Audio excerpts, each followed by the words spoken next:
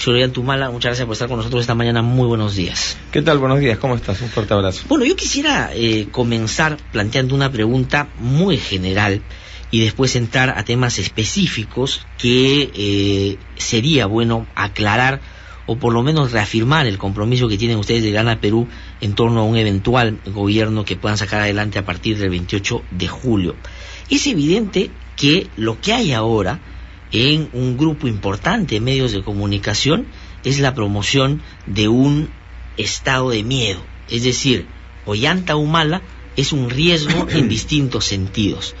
Y la pregunta general que le quiero hacer es, ¿por qué es que hay sectores, yo diría, los que tienen voceros en los medios, los que son empresarios, le tienen tanto miedo y no ha sido suficiente lo que hasta ahora viene usted diciendo para tratar de, por lo menos, no digo convencerlos, porque tal vez eso no sea posible, pero poner una exposición de puntos de vista de los dos candidatos de manera equilibrada para que sean los ciudadanos lo que puedan sacar sus propias conclusiones? ¿Qué está pasando? O sea, digamos, usted es el cuco, le tienen miedo, mire usted los diarios, ¿qué está pasando? ¿Cómo lee usted eso? Yo veo que hay una posición de sectores importantes de la economía peruana que no quieren un cambio, que piensan que el Perú está bien así y que ya en algún momento les va a chorrear algo al pueblo peruano, a estos millones de peruanos que viven en la pobreza y en la extrema pobreza. Y frente a eso está la mayor parte del pueblo peruano que quiere un cambio, porque este modelo económico, esta política económica, no ha sabido distribuir la riqueza y ha hecho que haya una gran brecha de la desigualdad en el país. Frente a esta situación, estamos viendo algo que se repitió en el 2006, que era una política de buscar cómo electoralmente ganar siendo minoría. Y para ganar siendo minoría, con la fortaleza y la ventaja que tiene mucho dinero, lo que hacen es evidentemente una campaña de desprestigio, de miedo, de señalar que uno tiene tal o cual actitud o definiciones que jamás hemos hablado. Por ejemplo, en el tema de estatización, jamás hemos hablado de una estatización, pero se crea una corriente de tratar de contagiar a la clase media peruana, a las clases populares, de que con un gobierno nacionalista lo poco mucho que tienen podrían ponerlo en riesgo, cosa que más bien es al contrario. Hoy día lo que estamos viviendo, el Perú entero, es que lo poco o mucho que tienen se está poniendo en riesgo en un modelo que solo vive de la renta minera, y que, como estamos viendo hoy día, esa renta minera está directamente relacionada a los precios de los minerales en el mercado internacional, y eso no depende del Perú. Y hoy día un mercado internacional que está muy fluctuante no nos asegura que lo que hoy día tenemos podamos conservarlo de acá 5 años, 10 años. Esto no lo digo solamente yo, lo ha dicho el CADE, lo ha dicho el profesor Porter, se lo han dicho a los empresarios. Muchos grandes empresarios lo saben. Sí. El problema es que necesitamos hoy día diversificar la economía, y creo de que esa es la clave. Y hoy día estos sectores conservadores no quieren diversificar la economía y quieren mantener las cosas así como están en el país. Sí, vamos a entrar al tema de la economía, por supuesto, que es un tema central e importante, pero para hablar sobre el contexto en el que el 2006 ya se advirtió y se planteó con nitidez, me parece, un mensaje en ese sentido. Usted ganó la primera vuelta electoral el 2006 y perdió frente a García. La discusión que había de cara a esa segunda vuelta era el cambio radical versus el cambio responsable. Se planteó en esos términos, pero la discusión sobre el cambio se suponía que había generado consenso, que todos estamos de acuerdo que las cosas tenían que cambiar. Pasan los años, la misma población y otro sector más vuelve a votar por usted, y digamos lo que se plantea de ese sector es nuevamente cambio, pero el cambio responsable ya no está encarnado necesariamente o no está encarnado en este proceso en García, sino usted ha tratado de encaminarse justamente a esa dirección. Cambio queremos, por supuesto, pero ¿cómo lo modulamos de tal manera que no ponga en riesgo lo que hasta ahora hemos conseguido, que usted ha dicho es importante, el crecimiento, y que por supuesto las industrias, las empresas tengan condiciones saludables para poder seguirse desarrollando?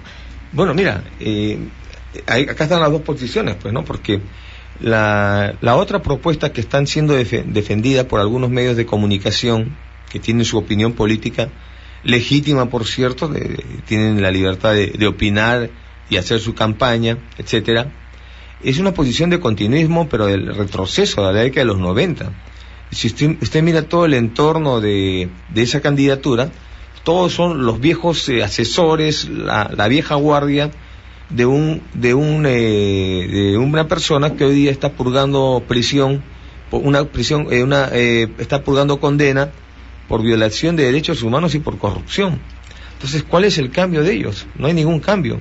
Lo que ellos están defendiendo es justamente el continuismo en contra de los intereses nacionales. Nosotros planteamos un cambio. Ahora, obviamente, este es un cambio responsable, y por eso es que estamos convocando a una gran gama de personalidades, técnicos, profesionales de valía, independientes, muchos con otros colores partidarios. Eso no importa. Lo que importa es buscar una unidad programática, y eso es lo que hemos planteado. Por ejemplo, se atacó nuestro plan de gobierno. Perfecto, se ataca el plan de gobierno, es una propuesta, como las otras propuestas la atacan. Nosotros recibimos todos esos ataques y críticas de manera positiva, y planteamos un compromiso con el pueblo peruano. Ese compromiso con el pueblo peruano yo lo hice público y lo firmé ante el pueblo peruano 10 días antes del término de la primera vuelta. Bien, hemos hecho ese documento donde se precisa justamente los temas controversiales del plan de gobierno, y donde se establece cuáles serán los mecanismos sobre los cuales nos vamos a basar si es que el pueblo peruano nos da la confianza para gobernar, que es el respeto a la libertad de expresión, el respeto a los acuerdos, nos gusten o no nos guste, el respeto al marco jurídico nacional e internacional. Bien, hoy día estamos reuniendo otro conjunto más. Se ha ampliado la convocatoria y la participación de otros profesionales que han sido exministros, exjefes de la SUNAT, exjefes directores del BCR, etcétera. Es decir, gente que va a generar confianza de todas maneras en los agentes económicos, etcétera. Ahora, eso quiere decir que va a haber una presentación nueva de otros profesionales que se suman a este intento de consensuar una propuesta, no solo para dar seguridad, sino para darle viabilidad a algunos cambios que todos, porque yo recuerdo que Toledo, que Polvo Kuczynski, Castañeda, hacia finales de la campaña de primera vuelta, ya tenían planteamientos que se asemejaban mucho a los que ustedes proponían, bajo la lógica, me imagino, de que eran viables hacer. Así es, y no solo eso, con ellos vamos a hacer un documento, ¿no? Una carta más, otro documento más al pueblo para restablecer, reafirmar nuestros compromisos con la democracia, nuestros compromisos con un manejo responsable de la macroeconomía, de la caja fiscal, buscando que el crecimiento económico llegue a todos los peruanos. Esto implica resolver el problema pensionario con el programa Pensión 65, resolver el problema de las madres trabajadoras que tienen criaturas de 0 a 3 años y no saben dónde dejarlo antes de ir a trabajar y tienen que llevarlo a su centro de trabajo. Esto implica ampliar el presupuesto del vaso de leche, los comedores populares, ampliar el programa Juntos. Esto implica crear el programa Becas 18, que es un programa que permitirá darle becas de estudio a los jóvenes, a los mejores talentos de la educación pública, tanto de colegios como de universidades, becas nacionales y becas en el extranjero. Entonces, esto implica una serie de medidas y políticas para resolver y achicar la brecha de la desigualdad y la pobreza. Claro, pero este nuevo compromiso que adelanta usted, presentarán dentro de poco seguramente, va a tener como punto de partida que, en términos de las propuestas que uno tiene que mirar en el partido en Gana Perú, va a ser el plan de gobierno inicial, va a ser la carta, porque hay diferencias importantes, y en términos políticos, claro, no es que uno tiene una idea y la tiene que mantenerse al final, sobre todo si hay otros competidores que dejan de participar en la contienda porque en una segunda vuelta solo pasan 2 y evidentemente hay que buscar consenso. ¿Cuál va a ser el punto de partida para eso? Porque lo que se dice es, y van a decirlo ahora también, va a presentar una nueva carta. Total, ¿a quién le creemos? ¿Al plan de gobierno? ¿A lo que leyó el otro día? ¿A la carta que va a presentar ahora? Y la campaña es inestable el candidato, va a seguir, por supuesto, focalizando la atención de algunos medios de comunicación. ¿Cómo va a ser? ¿Cómo se va a materializar eso? ¿Cuál va a ser el documento final? Hay que entender de que es una secuencia, ¿no? Primero uno parte de un plan de gobierno, que es un plan, una propuesta de un partido político.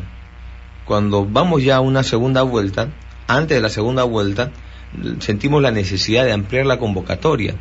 Y para ampliar la convocatoria, obviamente tienes que precisar las propuestas o plantear otras propuestas más que no vayan contra tu propuesta original pero van a permitir que se sume más gente. Hay gente que de repente no quieren sumarse al plan de gobierno, quieren sumarse a otros tipos de cartas de más consenso, y hay que hacerlas. Sí. Por eso sale el compromiso al pueblo peruano. Ahora, yo estoy de acuerdo con eso, o sea, que no está de acuerdo, señor Humala, con generar consensos, es alguien que entiende, como entendió el presidente García desde muy temprano en su gobierno, que hay cosas que hay que imponer bajo la lógica de que él tiene las grandes ideas y el resto sencillamente tiene que asumir y someterse. Pero el consenso tiene que ver con un punto de partida que de alguna manera es intocable en términos de la esencia del plan de gobierno. ¿Cuáles son los puntos de su plan de gobierno original que, más allá de los acuerdos que se puedan generar en el camino, con los que a mí me parecen razonables, se van a mantener como pilares centrales de todas maneras? ¿Y cuáles, digamos, no necesariamente? El crecimiento económico para todos.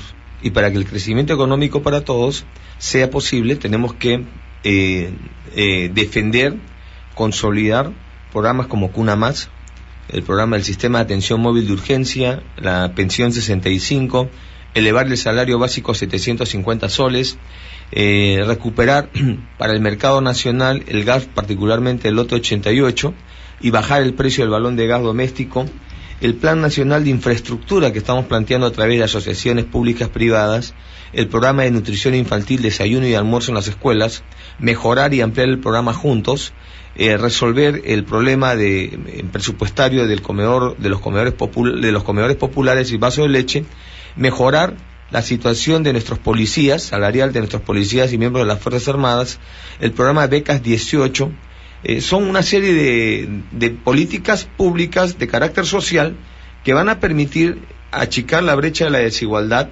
resolver el problema de la pobreza, la construcción de un hospital en cada provincia del Perú. Estos son los temas medulares de los cuales nosotros planteamos armar el consenso con otras fuerzas políticas, sociales y laborales. Estos son los temas, digamos, que se mantendrían en cualquier contexto y que son la sustancia de lo que usted plantea como una propuesta de Gana Perú. Pero ¿cuáles temas sí considera usted, a la luz de los hechos y la reflexión interna y la conversación que ha hecho con las nuevas adhesiones a su propuesta, sí podrían, digamos, cambiarse, o que de repente generaron dudas y que no necesariamente se entendieron muy bien, o que la gente malintencionadamente está sirviendo en algunos medios de canal de resonancia para que justamente no se entienda? O sea, es decir, ¿qué cosa creen ustedes que sí requiere de algunos ajustes, requiere de algunos cambios? En el resto de temas estamos dispuestos a consensuar, ¿no? O sea, en general en todos los temas estamos dispuestos a consensuar, pero esos son los temas que nosotros le vamos a poner énfasis, los que he citado.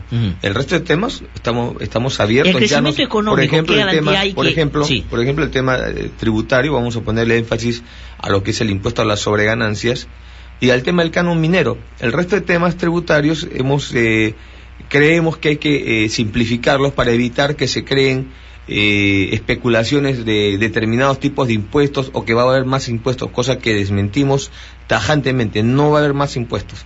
En el tema del canon minero, lo que hemos planteado, por ejemplo, es que el canon tiene que consolidarse y tiene que mantenerse en la región, pero lo que tenemos que definir es quién paga el canon. Hoy día en todo el mundo lo paga la empresa, porque la empresa extrae el recurso, se beneficia de ese recurso, deja un forado en un determinado territorio o región y crea un pasivo medioambiental. Bien, en el único sitio donde el canon minero lo paga el Estado es en el Perú. Por lo tanto, nuestra posición es de que el canon minero lo paguen las empresas mineras y no lo pague el Estado, y que se quede en la región. ¿Eso qué va a permitir?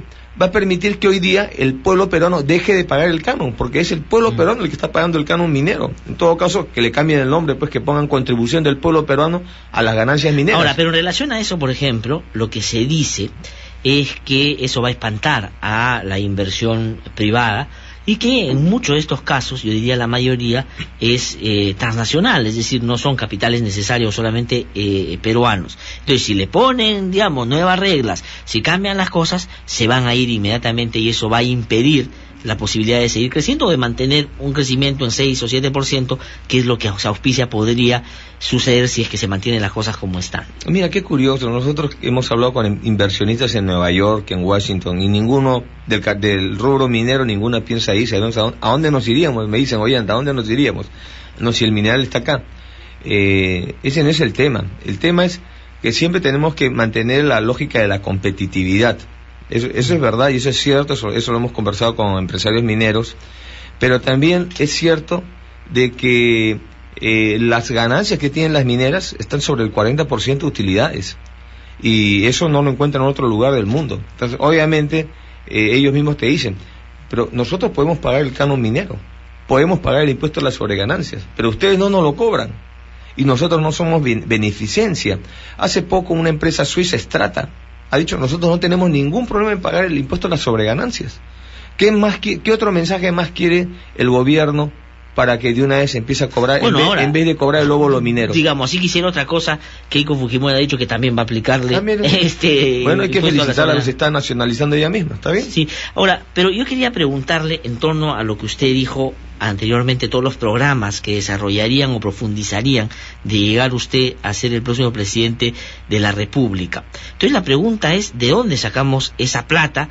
Si es que no se hace una reforma tributaria, pero una reforma democrática del Estado en general, para que no solo no se pierda en el camino mucha plata que se pierde por distintos aspectos, sino para que eso llegue de manera sostenida a los sectores más postergados. Entonces, lo que se dice ahí es, Ollantaytamala va a llegar, hay fondos de reserva que se tienen guardados, va a echarle mano a esos fondos de reserva, va a repartir, va a hacer todo lo que dice, pensión 65, becas 18, va a dar todo. Entonces se va a hacer de un porcentaje de aprobación de 75-80% y ¡bum!, se viene ahí el dictador que ya es imparable y que se queda más de 5 años y ya ahí sí nadie lo puede sacar del poder.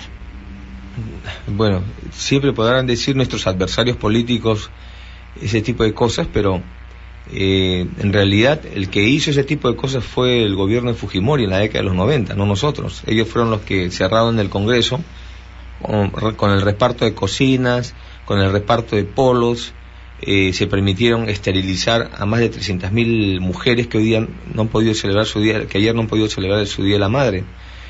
Con esa lógica, eso hizo Fujimori, de tal manera que se religió en 2 oportunidades y creó un grupo paramilitar que violaba derechos humanos por doquier y se robaba la plata del país y trataba de contentar al pueblo con cocinas, con un colegio, con buzos y zapatillas, con el asistencialismo más barato, más burdo, y miren cómo terminó, ¿no? Entonces, evidentemente creo que nosotros no queremos hacer eso, o sea, definitivamente no queremos eso, y lo que estamos viendo es que hay el peligro del retorno de ese modelo que todos los peruanos rechazamos, ¿no? Nadie quiere nuevamente la vuelta al pasado donde la corrupción era el sistema, el propio sistema en el Estado era la corrupción. Nosotros lo que queremos es un cambio responsable, es un cambio gradual, persistente. Estamos señalando que estas políticas tienen que hacerse poco a poco y que haremos todo lo necesario en estos 5 años de gobierno, si es que el pueblo nos da la confianza, y ni un día más, y dejaremos sentadas las bases para que el siguiente gobierno continúe con estas políticas. Sí, ahora, esta política y esta apertura y búsqueda de consenso con las propuestas que requieren de un acercamiento justamente a lo que también piensan los que se están acercando. De hecho, hay técnicos que vienen de Perú Posible que tenían, yo diría, en algunos casos matices y en otros tenían propuestas muy similares también. ¿Qué cosa va a pasar con ellos después? Porque está el otro razonamiento también ahí de determinado sector. Bueno, esta gente le va a servir para ganar la elección, luego va a llegar al gobierno, se va a deshacer de ellos y va a buscar a otros sectores con los que gobernar. ¿Y con quiénes va a buscar? Bueno, su promoción del ejército, sus amigos de otros sectores, y finalmente va a sacar a toda esta gente de su entorno. ¿Qué habría que decir sobre eso? Que necesitamos consolidar la democracia que ha sido golpeada y que hoy día está amenazada por esta propuesta de retorno a la década de los 90. Justamente eso fue lo que hicieron los fujimoristas. Se deshicieron de todo el conjunto de intelectuales que apoyó inicialmente esa propuesta y decidieron gobernar con Montesinos y con los militares, y ya vimos cómo terminaron las cosas. Tenemos casi 200 cuadros políticos entre comillas, entre militares y otros presos, empezando por su líder, el señor Fujimori, gracias a haber gobernado de esa manera. Nosotros no queremos gobernar de esa manera. Yo creo que las Fuerzas Armadas tienen un rol constitucional fundamental, que es la defensa de la patria, y ahí tienen que estar. Y la clase política tiene la responsabilidad de darle independencia a cada una de las instituciones de la patria y a cada uno de los poderes del Estado. Nosotros queremos gobernar, hacer un cogobierno con las fuerzas políticas, las fuerzas laborales, las fuerzas sociales, apoyándonos en todos estos cuadros valiosísimos que hoy día están trabajando, que ayer hemos estado trabajando hasta tarde, y que van a ayudarnos a completar lo que es, a consolidar lo que es el programa, la propuesta que estamos haciendo al país ya consensuada. Sí, sí. Dos temas en relación a lo último que acaba de decir. El primero, en los 90s, y yo coincido, no porque esté acá, sino porque lo he dicho todo el tiempo, fue la década más perniciosa para las Fuerzas Armadas en términos de su propia dignidad. Oficiales de alto rango firmaron un acta de sujeción con un traidor a la patria como Vladimiro Montesinos, que actuaba, por cierto, por encargo de Alberto Fujimori, y eso se ha podido comprobar judicialmente y se ha refrendado en doble instancia también. En el caso de que Ollanta llegara a ganar las elecciones, Ollanta viene y tiene esa procedencia de un instituto armado, viene del ejército, de las Fuerzas Armadas, tiene un conjunto de colegas, de excolegas, de compañeros de promoción. ¿Qué papel van a cumplir ellos en un eventual gobierno suyo? ¿Va a ser alguno de ellos ministro del Interior, ministro de Defensa? ¿Van a tener una cercanía con usted en el desarrollo de algunos aspectos de su plan de gobierno? No, yo creo que cada uno de ellos, cuando entró al ejército, entró para cubrir una serie de expectativas en el rubro de la defensa nacional. Los cargos de ministros son cargos políticos y les corresponde a los políticos, no a los militares en actividad. Eso lo tengo bien claro, porque no queremos regresar a la década de los 90, donde generales en actividad ejercían cargos políticos, y de ahí a que el presidente les pidiera que envíen su plata al CIN, a Montesinos, en los fondos de reserva 1, 2, para pagarle los estudios a sus hijos en el extranjero, o para que le den una CTS a Montesinos de 15 millones de soles, o que entre ellos desfalquen la caja pensión militar, que hoy día es un problema, caja pensión militar policial, que hoy día es un problema para la familia militar policial, o la caja del pescador. Eso no podemos permitirlo. Yo creo que cada uno cumple un rol en la sociedad, cada uno debe cumplir un aspecto, y creo también es importante lo que ha señalado de la década de los 90 con relación a las Fuerzas Armadas, la vejación, la humillación que se hizo a las instituciones castrenses. Yo mismo denuncié a todos los altos mandos que firmaron el acta de sujeción por indignos. Sí, y en relación a eso, solamente para terminar, en esta idea de su vínculo con este sector de las Fuerzas Armadas, que es inevitable tenerla, porque digamos han compartido pues en este instituto armado, no quienes lideren los ministerios tanto del Interior como de Defensa van a ser personas civiles alejadas de cualquier vínculo institucional con las Fuerzas Armadas. Bueno, van a ser personas civiles, por supuesto, pero si van a manejar estas carteras tienen que estar cerca a los institutos, tienen que conocer lo que es la defensa nacional. Es decir, hay civiles que conocen el manejo de los sistemas militares, hay especialidad en ese tema en las universidades. Digo, que no proceda necesariamente de los institutos armados. Yo creo que es bueno mantener esa práctica sana, no mezclar las cosas, los políticos en la política y los militares en el rubro de la defensa nacional. El cargo de ministro o viceministro son cargos políticos, no son cargos de carrera en los mandos militares. Sí. Un oficial, el máximo grado que puede llegar es general de división, no ministro ni viceministro. Eso no está bien. Por eso vuelvo a repetir y reiterar que nosotros no vamos a repetir lo que hizo la década de los 90 el régimen de la familia Fujimori, en que nombraba a oficiales en actividad en cargos ministeriales, y se mezcló y se malogró, se degeneró la carrera militar, porque ya el oficial no aspiraba a ser general, sino aspiraba a ser ministro. Entonces estamos volviendo a lo que fue la década de los 90, que era una dictadura disfrazada de democracia. Sí, y una pregunta antes de irnos a la pausa, y le voy a pedir si puede quedarse unos minutitos más para hablar de otros temas también. Yo se lo escuché anoche en un programa de televisión decir y condenar los actos de violencia en contra de Jaime de Altaus, pero parece que no ha terminado de convencer a unos medios de comunicación, iba a decir algunos medios de comunicación, pero IPIS, el Instituto de Prensa Social, donde usted ha estado hace algunos días planteando algunas propuestas en torno a la libertad de expresión, ha hecho una investigación y ha determinado que Jared Solís Miranda está inscrito en el Partido Nacionalista y que fue una de las personas que participó en este acto condenable, digamos, porque no se puede. Yo discrepo con Jaime Altaos tremendamente, pero no se puede hablar de un acto de esa naturaleza. ¿Qué habría que decir no solo en términos de condena, sino qué va a pasar con esta persona y otros que si están en Gana Perú, pues si participaron de este acto de violencia, con ellos en torno a su vínculo con el partido?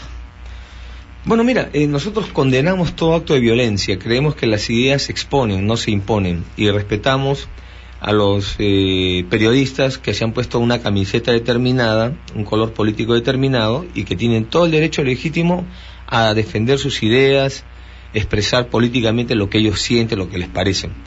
Y nosotros condenamos este acto, vamos a investigar esta situación, pero quiero aclarar a la ciudadanía que Gana Perú, el Partido Nacionalista, jamás ha enviado, ha dado disposiciones, directivas, nada en absoluto, para que se busque este tipo de acciones de violencia. Yo lo digo con la ejecutoria, la solvencia moral de haber sido más bien víctima de la violencia, porque si tú recuerdas, a mí me han hecho emboscadas un sinnúmero de veces, no solamente en las elecciones pasadas cuando teníamos que ir a dar nuestros mítines con escudo porque nos tiraban piedras, etcétera, sino también cuando he ido a votar en la Ricardo Palma, ¿no? Había una portátil ahí que nos emboscaron, sí. Y la misma policía y las fuerzas de seguridad como que no se fueron sorprendidas, sí, ¿no? No, entonces, y lo hemos podido ver. Con esa razón, con esa experiencia que he vivido yo te digo con entera confianza de que nosotros no tenemos absolutamente nada que ver, y si es que hay algún militante allí, lo sancionaremos. Nosotros no tenemos por qué casarnos ni comprometernos con este tipo de actos, ¿no? Es más, desde acá les digo, no solo aquí, sino a nivel nacional, ¿no? Que aquellos que se dicen nacionalistas y agarran una piedra, un huevo, etcétera, no están entendiendo el verdadero significado del nacionalismo. Eso para nosotros es volver pues a las épocas del siglo pasado, donde habían pues esos matones que amedrentaban a los periodistas, que secuestraban a periodistas. Lo hemos visto en la década de los 90, cómo han torturado a periodistas, y ustedes mismos saben del gremio a cuántos periodistas los han torturado, los han perseguido, los han extorsionado, los han secuestrado y matado. Hemos visto hace poco también cómo despiden a periodistas por temas de conciencia. Eso no va a pasar en un gobierno nacionalista. Vamos a ir a un pequeño corte y le pido por favor si puede dar unos minutos más porque hay varios otros temas a los cuales quiero consultar. Le damos un corte y regresamos en un instante.